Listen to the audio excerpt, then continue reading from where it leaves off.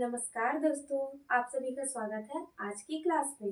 और आज के हमारे क्लास का टॉपिक है संवेगात्मक विकास, इमोशनल डेवलपमेंट। तो चलिए शुरू करते हैं आज की क्लास को।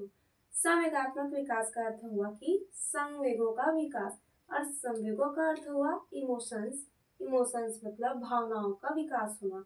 भावनाएं जिसका जिसका सिंपल सा अर्थ है ऐसे भाव जिसके माध्यम से हम लोगों से, व्यक्ति से, किसी वस्तु से, किसी जानवर से, हर एक चीज से इंटरेक्शन कर पाते हैं और अपने अपने हाव भाव के माध्यम से उनसे बातचीत कर पाते हैं।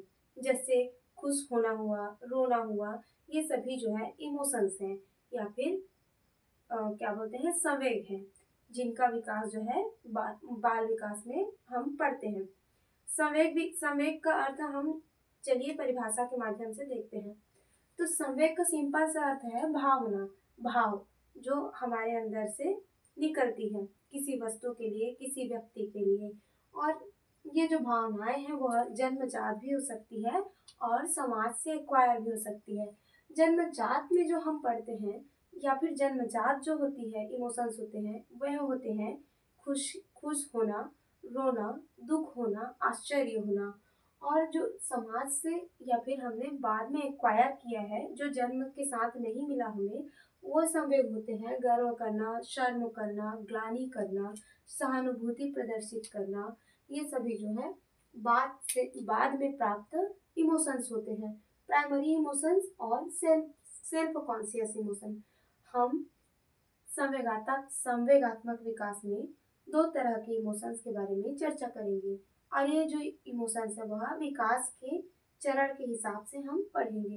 तो विकास के चरण के हिसाब से हमारे इमोशंस दो प्रकार के हुए। पहला हमारा हुआ है प्राइमरी इमोशंस और दूसरा हमारा हुआ है self conscious emotions. Primary emotions पे हमने जन्मजात जो इमोशंस प्राप्त किए हैं वो आते हैं, और सेल्फ कॉन्शियस इमोशंस में जिसे हमने समाज से एक्वायर किया है वह आता है, और हमने एग्जाम्पल देखा है। चलिए आगे इन इमोशंस को क्रम से और विस्तार से चर्चा करते हैं।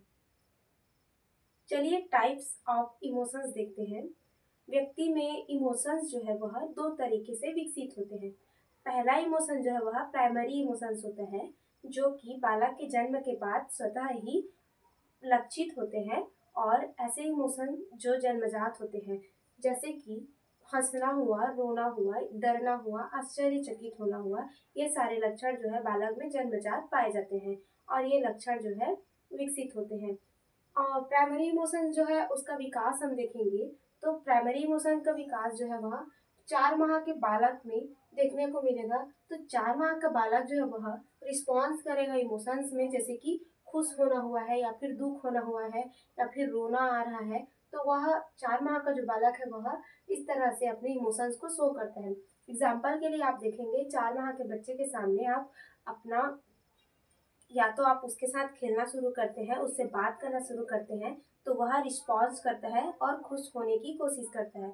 4 माह का बच्चा जो बहुत छोटा है, अभी पालने में है, उसके साथ आप बात करने की कोशिश करते हैं तो वह आपके फेस को देखकर मुस्कुरा रहा होता है। या फिर आप उसे जोर से आवाज करते हैं या फिर जोर से ताली भी बजा देंगे तो वह थोड़ा सा आश्चर्यचकित हो जाएगा और रोने लगेगा। तो यह जो है प्राइमरी इमोशंस है जो कि जन्मजात होते हैं। और 6 माह के अंदर बालक में जो है वह गुस्सा करना या फिर आश्चर्यचकित होना, ऐसे इमोशंस जो है वह प्रकट होते हैं। जैसे कि अचानक से कहीं से अलग सा आवाज सुन जाने पर बालक जो है वह आश्चर्यचकित हो जाता है कि यह आवाज कहाँ से आ रही है। दूसरा हमारा है सेल्फ कॉन्शियस इमोशंस।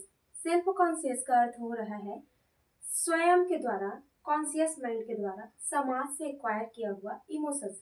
अर्थात हमारे अंदर जो जन्मजात इमोशंस नहीं थे और हमने समाज से इसको ग्रहण किया है। जैसे जैसे हमारा एज बढ़ते जाता है हम समाज के साथ कनेक्ट होते जाते हैं और उनके विचारों से जुड़ते जाते हैं, और इससे हमारे अंदर जो है इमोशंस वो है डेवलप होते हैं।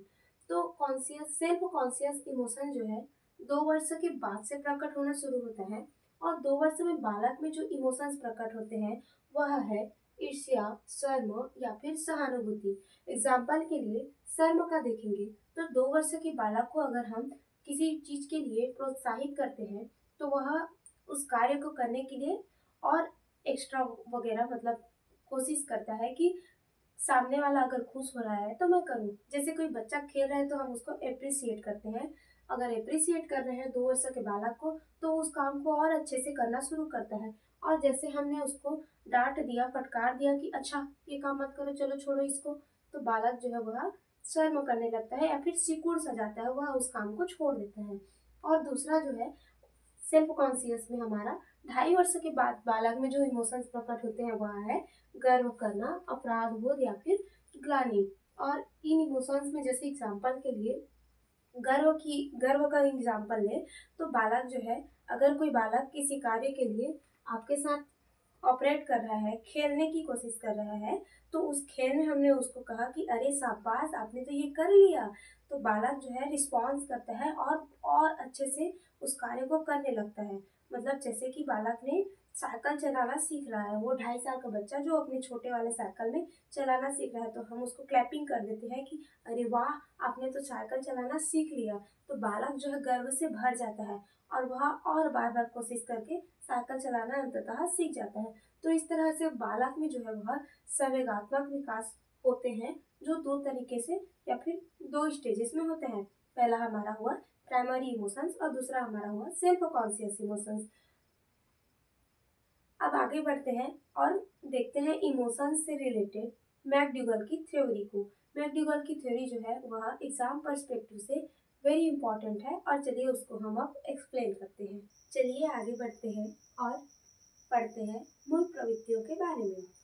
मूल प्रवृत्ति जिसको प्रतिपादित किया है मैकडूगल सर ने, और इनके अनुसार जो है मूल प्रवृत्ति संवेग है और मूल प्रवृत्ति जो है वह जन्मजात होती है और मूल प्रवृत्तियों की संख्या इन्होंने 14 बताई है।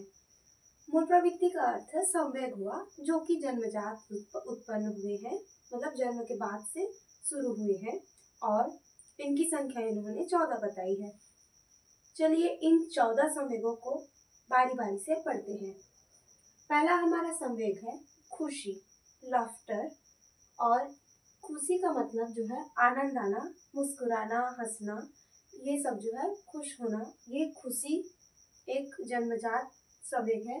फिर आता है हमारा जिज्ञासा, क्यूरियोसिटी, आश्चर्य होना, खोजना, समझना, चीजों को जानना, टटोलना। तीसरा हमारा होता है भय। भय मतलब डरना, किसी भी वस्तु, किसी भी चीज से, किसी भी वाक्य से, किसी भी आवाज से जो भय है वो हुआ किसी जानवर से एक तरह का। और चौथा हमारा हुआ घृणा, रिपल्सन। घृणा मतलब किसी चीज से देखकर या फिर किसी चीज को देखकर घिन आना या फिर मन में कसकसाहट होना। फिर तीसरा, पांचवा है हमारा क्रोध। क्रोध एंगर, किसी बात पे, किसी व्यक्ति पे क्रोध आना, गुस्सा आना। छठवा हमारा है आत्म प्रतिष्ठा, सेल्फ असर्शन, मतलब अपनी खुद की प्रतिष्ठा बनाने वाली क्षमता या फिर संवेग। और इसमें हमारा जो लक्षण दिखता है वह है गर्व, मतलब आप अपने आप को समाज में प्रतिस्थापित करते हैं या फिर प्रतिष्ठा प्राप्त करते हैं समाज में, तो आप गर्व महसूस करते हैं। सातवां है आज्ञाकारिता, मतलब लोगों का रिस्पेक्ट करना और उनकी बातों को मानना। और इनसे क्या होता है, लक्षण दिखते हैं वो है दीनता, मतलब विनम्रता दिखती है आपके अंदर। फिर हमारा आठवां है आत्मनिम्नता, सेल्फ अबेसमेंट। इसका मतलब हुआ कि अपने आप को दूसरों से कम आंकना, और इससे हमें संवेग उत्पन्न होता है वह है शर्म। फिर नौवां हमारा मूल प्रवृत्ति है ममत्व, पेरेंटल, मतलब मातृत्व प्रेम, माता के द्वारा या फिर पिता के द्वारा या फिर पेरेंट्स के द्वारा किया जाने वाला प्रेम। फिर 10वां है हमारा निवेदन प्रवृत्ति, मतलब रिक्वेस्ट करना और होप रखना। हम आपसे आशा करते हैं कि, या वो हमसे आशा रख रहे हैं कि, ऐसा मतलब निवेदन प्रवृत्ति का होना। फिर हमारा 11 है लैंगिक प्रवृत्ति, अर्थात सेक्स, और यह एक तरह का प्रेम है। फिर हमारा 12वां आता है मूल प्रवृत्ति में अर्जन प्रवृत्ति, एक्वायरिंग थिंग्स, अर्थात हम जब तक हमारा माइंड काम कर रहा है, हम चीज़ों को एक्वायर कर रहे हैं। तो एक एक्वायर करने का जो संवेग है हमारे अंदर वो उत्पन्न होता है लोभ से। मतलब हम लोभी हैं।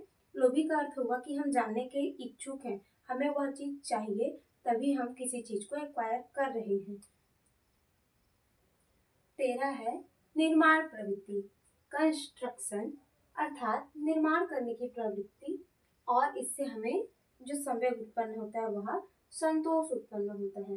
निर्माण प्रवृत्ति मतलब कंस्ट्रक्ट करना, बनाना, हर एक वस्तु को, हर एक चीज को, हर एक थॉट को, हर एक प्रोसेस को निर्माण करना। और 14 हुआ हमारा समूह प्रवृत्ति, ग्रेगोरियसनेस। इसका जो संवेग उत्पन्न होगा वह है सामाजिकता।